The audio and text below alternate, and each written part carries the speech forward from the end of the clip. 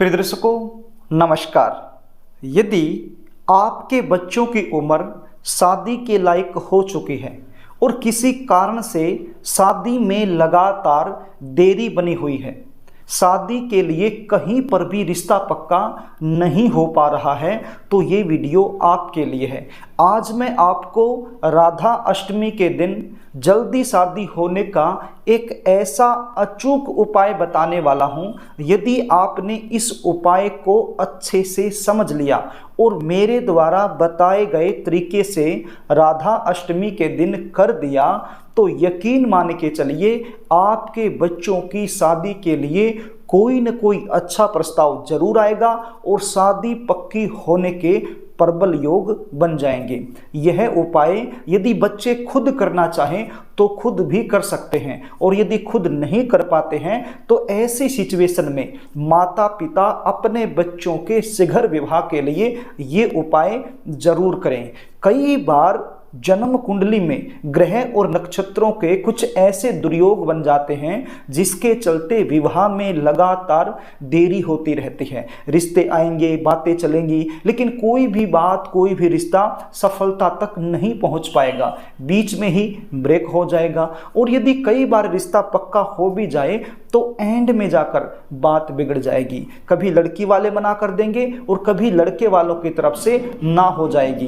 देखने वाले आएंगे, देख कर चले जाएंगे, लेकिन किसी भी प्रकार का पॉजिटिव रिप्लाई आपको सामने से मिल नहीं पाएगा। आपको ऐसा लगेगा कि अब की बार तो रिश्ता पक्का हो ही जाएगा, लेकिन नहीं हो पाता है।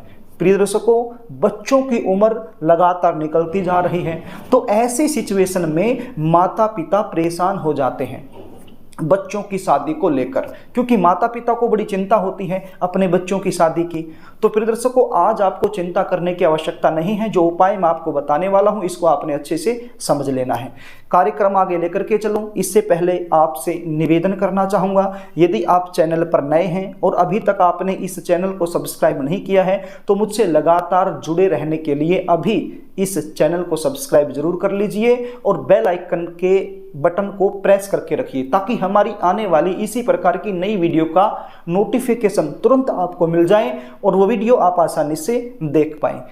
प्रिय दर्शकों, चैनल को सब्सक्राइब करना, वीडियो को लाइक करना, ये पूरी तरह से निःशुल्क होता है, इसमें आपका कोई भी खर्चा नहीं लगता है।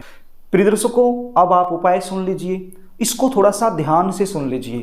पहले तो आप ये जान लीजिए ये उपाय आपने कब और कैसे करना है। ये उपाय आपने राधा अष्टमी के दिन करना है।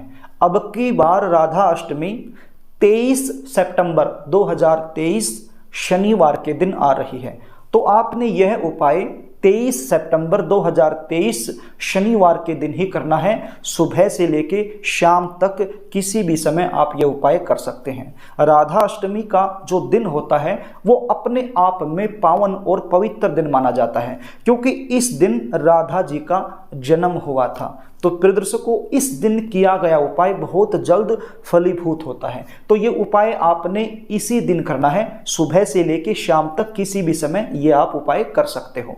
अब आप ये जान लीजिए ये उपाय करने के लिए आपके पास क्या सामग्री होनी चाहिए। आपके पास एक पीले रंग का रुमाल होना चाहिए। रुमाल कौन सा? टॉवल वाला रुमाल। एक तो होता है कपड़े का रुमाल यानी सूती रुमाल, एक होता है तौलिए वाला रुमाल, टॉवल वाला रुमाल।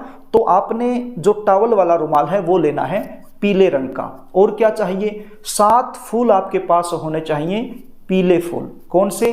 गेंदे के पीले फूल आपके पास होने चाहिए 7। और क्या होना चाहिए? आपके पास इत्र होना चाहिए। इत्र क्या होता है? जो खुशबू देने के लिए भगवान को लगाया जाता है उसी को इत्र बोलते हैं। यदि आपके घर में इत्र उपलब्ध है तो वो भी आप प्रयोग में कर सकते हो। यदि नहीं है तो जहाँ से पूजा का सामान मिलता है वहाँ से आपको आसानी से मिल जाएगा। तो थोड़ा सा इत्र आप ले आइए। प्रिय दर्शकों, ये 3 चीज आपके पास होनी जरूरी है ये उपाय करने के लिए। अब मैं आपको ये बता दूं ये उपाय आपने कहाँ करना है। यदि आपके घर में राधा कृष्ण की प्रतिमा है तो ये उपाय आप अपने घर में ही कर दीजिए। और यदि राधा कृष्ण की प्रतिमा आपके घर में नहीं है तो फिर आप ऐसे मंदिर में चले जाइए जहां पर राधा कृष्ण की प्रतिमा स्थापित की गई है। प्रिय दर्शकों, ये सारी सामग्री लेकर के आपने राधा कृष्ण की जो प्रतिमा है उसके सामने बैठ जाना है। यदि आप मंदिर में कर रहे हो तो मंदिर में जाकर बैठ जाइए, और यदि आप घर में कर रहे हो तो आपके घर का जो पूजा मंदिर है वहाँ पर बैठ जाइए। यदि मंदिर में जो प्रतिमा है वो ऊंचाई पर है तो आप खड़े होकर भी ये उपाय कर सकते हो।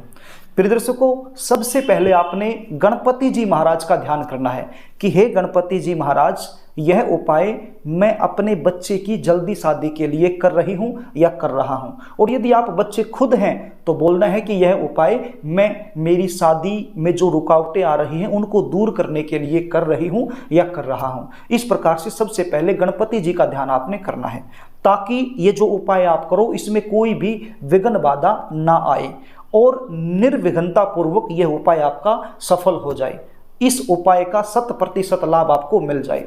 गणपति जी महाराज का ध्यान करने के बाद आपने राधा कृष्ण का ध्यान करना है, और जो रुमाल आप लेकर के गए हो पीले रंग का, ये रुमाल आपने राधा कृष्ण की जो प्रतिमा है उस प्रतिमा के सामने बिछा देना है, रख देना है। उसके बाद ये जो पीले रंग के फूल आप लेकर के गए हो, आपने एक पीले रंग का फूल उठाना है और उस पीले रंग के फूल पर थोड़ा सा इत्र लगाना है और अपनी मनोकामना बोलते हुए वो फूल आपने रुमाल के ऊपर रख देना है। फिर आपने दूसरा फूल उठाना है, थोड़ा सा इत्र लगाना है, फिर अपनी मनोकामना बोलनी है, फिर वो रुमाल के ऊपर रख देना है। फिर तीसरा फूल उठाना है, फिर थोड़ा सा इत्र लगाना है, अपनी मनोकामना बोलनी है और रुमाल के ऊपर रख देना है। इस प्रकार के 7 के 7 फूल आप उठाइए, इत्र लगाते जाइए और रुमाल के ऊपर रखते जाइए अपनी मनोकामना बोलते हुए। ये 7 के 7 फूल रुमाल के ऊपर रखने के बाद आपने एक मंत्र का जाप करना है। प्रिय दर्शकों, वैसे तो मंत्र आसान है, लेकिन इस मंत्र में संस्कृत के शब्द हैं। यदि आपको कठिन लगे तो इसको 1 से 2 बार देख लेना, आप लिख लेना, पेन की सहायता से कॉपी पर लिख लेना, या फिर आप जब ये उपाय करने बैठो तो इस वीडियो को आप चला लेना।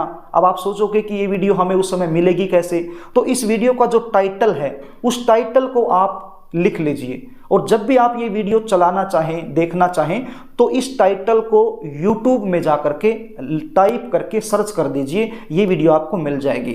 तो मंत्र क्या है आप स्क्रीन पर देख लीजिए और मैं इसका उच्चारण कर देता हूं। बिल्कुल धीरे धीरे उच्चारण करूंगा ताकि आपको समझ में आए। ओम वृषभानुजाय विद्महे कृष्ण प्रियाय धीमहि तन्नो राधा प्रचोदयात्। एक बार और उच्चारण में कर देता हूं। ओम वृषभानुजाय विद्महे कृष्ण प्रियाय धीमहि तन्नो राधा प्रचोदयात्। वैसे बहुत बड़ा मंत्र तो है नहीं, छोटा सा मंत्र है, तो आपको याद हो जाएगा। आप लिख लीजिए और लिख करके 1 से 2 बार देखोगे तो आपके दिमाग में बैठ जाएगा। तो प्रिय दर्शकों, इस मंत्र का जाप आपने कम से कम 21 बार करना है, और यदि आपके पास समय है तो आप 108 बार यदि आप कर देते हो तो ये तो बहुत अच्छी बात होगी। कम से कम 21 बार, और समय है तो फिर 108 बार भी आप इस मंत्र का जाप कर सकते हो। तो मंत्र का जाप करने के बाद हाथ जोड़ करके भाव से, हृदय से, मन से, श्रद्धा से, विश्वास से प्रार्थना कीजिए राधा जी से और श्री कृष्ण भगवान से कि हे प्रभु, हे परमपिता परमेश्वर, मेरे बच्चों की शादी में लगातार देरी बन रही है। बहुत सारे उपाय कर चुकी हूँ, थक चुकी हूँ, हार चुकी हूँ। वैसे तो आपका दिया हुआ मेरे पास सब कुछ है, आपकी फुल कृपा है मुझ पर, लेकिन बच्चों की शादी में अड़चने आ रही हैं। ये सबसे बड़ी प्रॉब्लम मेरे जीवन में वर्तमान समय में बनी हुई है। तो इस प्रॉब्लम से, इस समस्या से मुझे छुटकारा दिलाएं। कोई ऐसा चमत्कार करें कि मेरे बच्चों की शादी के लिए कोई ना कोई अच्छा रिश्ता, जैसा हम चाह रहे हैं ऐसा रिश्ता आ जाए और पक्का हो जाए। तो इस प्रकार से आपने भाव से प्रार्थना करनी है। अब एक बात का और आपने ध्यान देना है, यदि ये उपाय आप अपने घर में ही कर रहे हो तो फिर दक्षिणा आप रखो या ना रखो, नो प्रॉब्लम। लेकिन ये उपाय यदि किसी मंदिर में जाकर आप कर रहे हो तो वहां पर आपने दक्षिणा भी रखनी है। दक्षिणा मतलब रुपए, 11 रुपये, 21 रुपये, 51 रुपये, 100 रुपये, वो आपकी मर्जी है, जितना आप चाहो उतना रख सकते हो। कम से कम 11 रुपये तो आपने जरूर रखने हैं, और यदि घर में ही कर रहे हो तो फिर दक्षिणा की आवश्यकता नहीं है। तो इतना सब करने के बाद मान लीजिए आपने ये उपाय सुबह के समय किया है, तो सुबह के समय ये उपाय यदि आपने किया है तो शाम के समय ये जो रुमाल और ये गेंदे के फूल आपने रखे हैं ये आपने यहाँ से उठाने हैं, और इस रुमाल को आप किसी ज़रूरतमंद को दे सकते हो, या फिर आप किसी मंदिर में जाकर के इसको रख सकते हो। ये जो फूल हैं इनको आप जल प्रवाह कर सकते हो, पीपल के पेड़ के नीचे रख सकते हो। और यदि आप मंदिर में कर रहे हो जाकर तो फिर ये सामान वहीं रहेगा, जो मंदिर का पंडित जी है वो अपने आप उठा लेगा। तो इस प्रकार से ये उपाय आपने कर देना है। प्रिय दर्शकों, यदि आप अपने बच्चों की जन्म कुंडली का विश्लेषण मुझसे करवाना चाहते हैं, जानना चाहते हैं कि बच्चों की शादी में लगातार देरी होने का मुख्य कारण क्या है, शादी कहाँ होगी, कब होगी, कौन सी दिशा में होगी, कैसे परिवार में होगी, शादी के बाद का जीवन कैसा रहने वाला है, यदि ये सारी जानकारी आप मुझसे लेना चाहते हैं तो स्क्रीन पर दिए गए व्हाट्सएप नंबर पर आप अपने बच्चों की जन्म डिटेल लिखकर मेरे पास भेज सकते हैं और अपने बच्चों की जन्म कुंडली का सटीक विश्लेषण मुझसे करवा सकते हैं। मैं अपनी तरफ से पूरी कोशिश करूंगा आपकी सहायता करने की। प्रिय दर्शकों, यदि आपको जानकारी अच्छी लगे तो कमेंट में जय श्री राधे जरूर लिखना और इस वीडियो को शेयर भी कर देना। यदि चैनल अभी तक आपने सब्सक्राइब नहीं किया है तो मुझसे लगातार जुड़े रहने के लिए चैनल को सब्सक्राइब जरूर कर लेना। आज के लिए बस इतना ही, आगे फिर मिलेंगे, तब तक के लिए नमस्कार।